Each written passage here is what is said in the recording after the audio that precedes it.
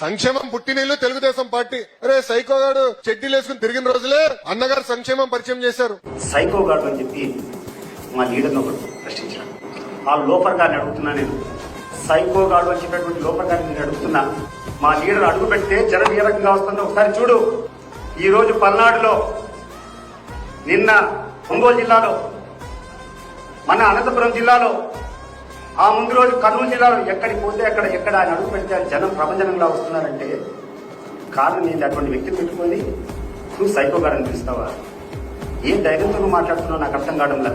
అధికారం వచ్చిందని చెప్పి మదం ఎక్కి నువ్వు మాట్లాడుతున్నావా? అంటే నువ్వు అరెస్ట్ చేస్తావంటే, లేకుండా ఉంటే నువ్వు ఏమైనా ఇబ్బంది పెడతావంటే భయపడే వాళ్ళు ఉన్నారని చెప్పి భయపడించాలని చెప్పి ప్రయత్నం చేస్తున్నావా? Even if it cost our life, even if it cost our life, you are ready to fight against your arrogance. Mister గుర్తు పెట్టుకో, ఈ నాలుక నువ్వు కంట్రోల్ పెట్టుకోకుండా ఈ ఇష్టానుసారం మాట్లాడితే సహించేటువంటి పరిస్థితి ఉండదు. నువ్వు ఏ రకంగా మాట్లాడతావు పదంతలు మేము మాట్లాడగలుగుతాం.